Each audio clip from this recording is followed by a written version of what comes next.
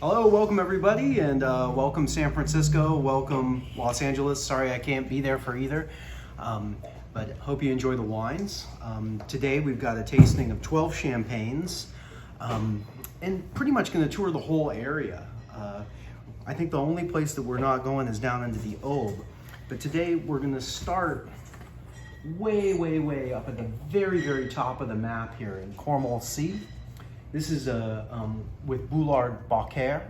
They're a producer who we've been working with for a number of years, and this little area is called the Massif Saint-Thierry, and the producer that's probably most famous from here is Charpentier. They're one of the Skurnik wines, but they're a very interesting place. It almost just, well, it isn't almost, it is the end of the hills. And when you go down, when you look east from there, you can see how the Germans invaded Champagne very easily every time, because it's basically just one big flat plain from Cormorancy to forever, to the horizon. But really interesting terroir and something a little bit different. But without further ado, let's start off with their wines. And I love this comparison because the first one that we're going to try is this Blanc de Blanc, and 100% Chardonnay from a vineyard that's over 75 years old in Trepaille. So even though the folks from Boulard Boccaire are located in Cormorancy, and the next one we'll try, which is their Blanc de Noir, is all from that village, this one is actually from the Premier Cru of Trepaille. And Trepaille is a fairly unique place in that it's on the Montagne de Reims. I'll show you here on the map in a second. Seems to be fine. Neil, pass that one down. So Chardonnay in Champagne, it's really only successful in special terroir. Of course it likes chalk, but it actually quite likes the Kimmeridgian clay, which is the same soil as in Chablis, down in the Aube as well. It's not very as soil sensitive as one might think in Champagne. It makes pretty delicious stuff on all different kinds of soils. The problem is getting it to survive this spring. So Chardonnay is an early butter, and when there's warm weather early, it will get, and then cold weather comes back, it just gets frosted out and destroyed. So this part of the Montagne de Reims being mostly known for Pinot Noir on the southern slopes and Bouzy and Ambonnay on the northern slopes, Verzy, Verzeny-Mailly, etc. There's this east-facing slope right here. And there's a couple of villages, Trepaille and Villers-Marmery, which face dead east and get the morning sun. And that exposure is exactly the same as the Côte de Blanc, which is this dead east-facing slope as well that gets that morning sun. And that's what Chardonnay needs to survive the spring. So once it buds out, it has a chance of making it through those cold snaps that come back by getting warmed immediately by the rising sun. So people plant Chardonnay in a lot of places where it shouldn't be planted in Champagne because it's always worth money, more money. It's about 25% of the total plantation of the appellation, while a big third is Pinot Noir and a small third is Meunier. But I just love this really, concentrated, unique expression of Chardonnay.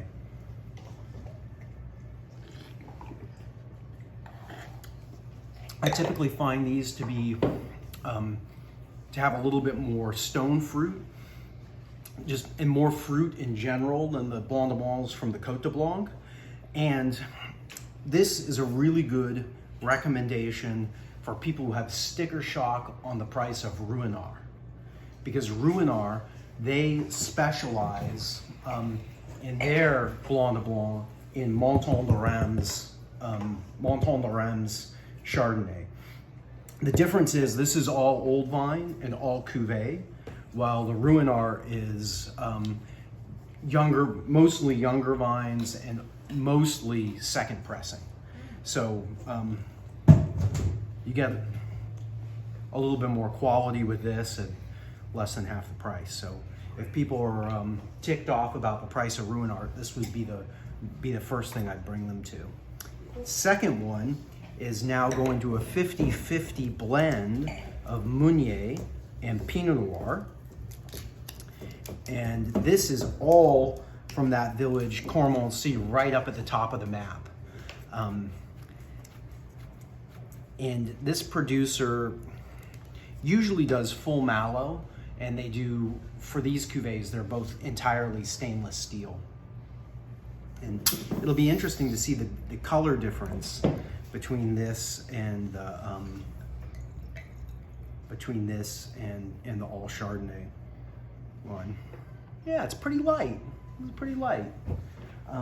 So as you guys know, Blanc de Noir literally translates into white from black.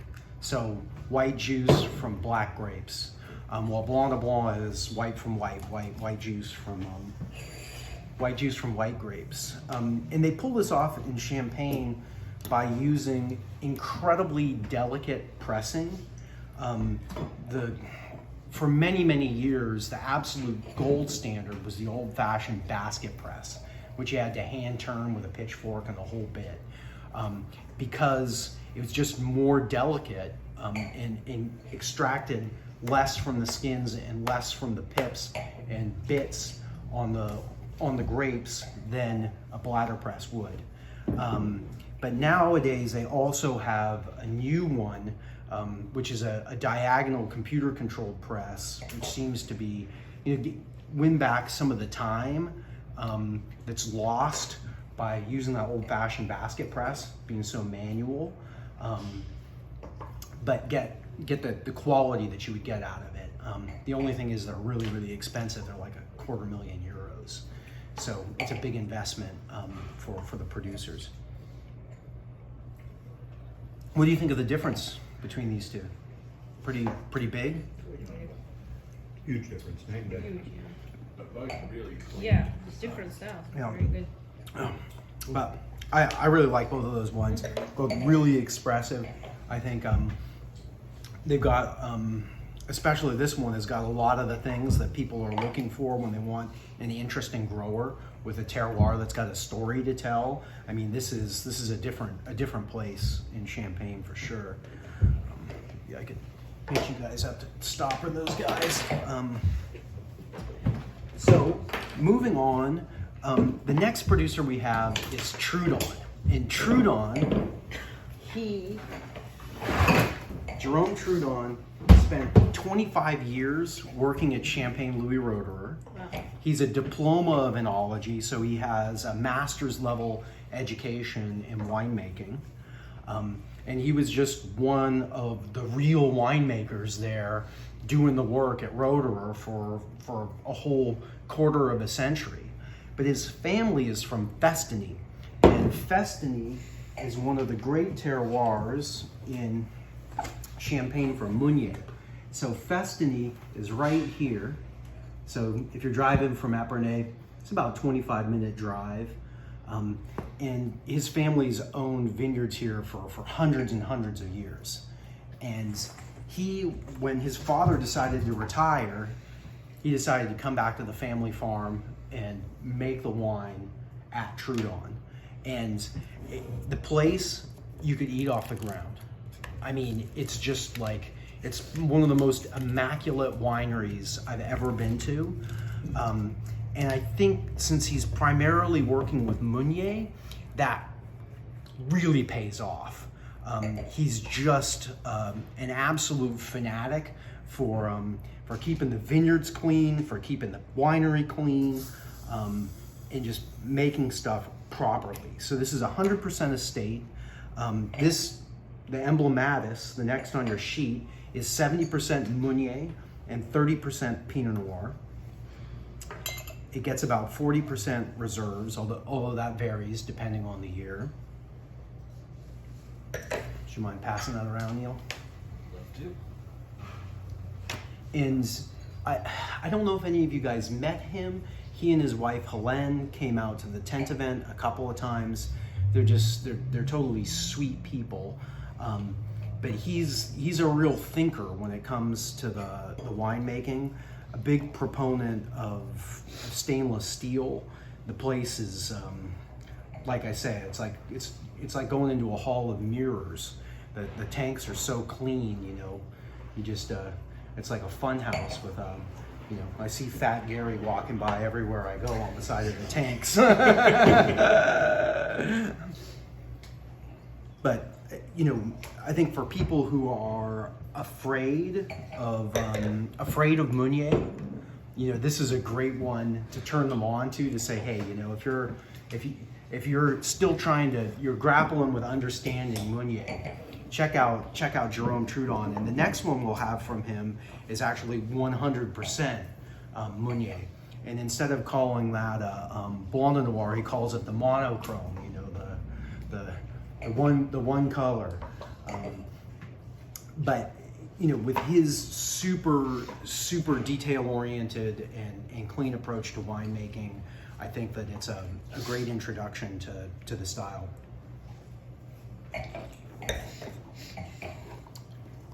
All right. That's showing pretty good today. So huh? good, yeah. Very right. So here it is, the Black Label one, and this is also still on Wine Club price. And it's a point that I wanted to bring up to everybody is when we place something in the Champagne Club and then have a chance to re-up on it at a price that's, you know, never going to be the same price for us that we got it when we bought the big lot. But if it's close enough, I keep the Wine Club price in there for re-ups.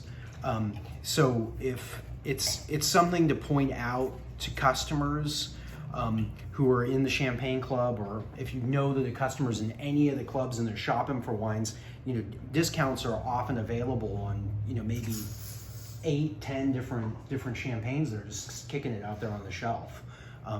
And I think that approach has helped us retain more customers in the Champagne Club, because it's just a benefit to them to have when the stuff comes back around.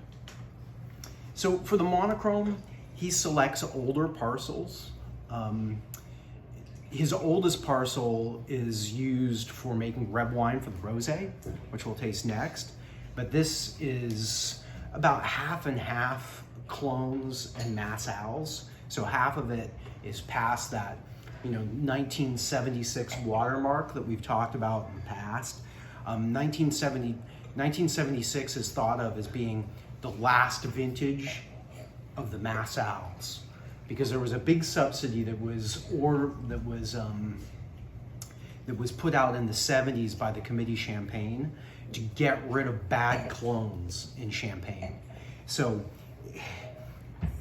it's created an interesting situation with old vines and the meaning of that term in Champagne, because when we say old vines in California, what is the technical limit for old vines?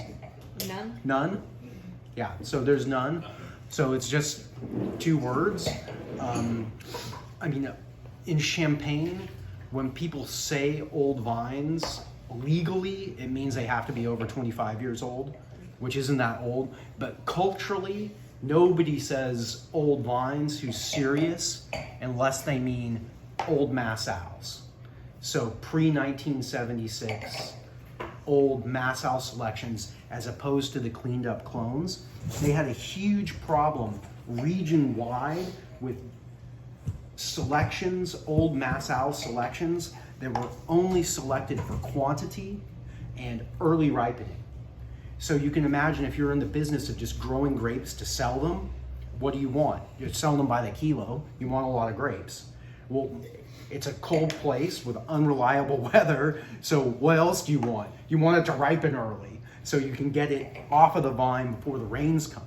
So you can imagine growers for generations selecting for that over and over and over again there's a lot of super poor quality Massals.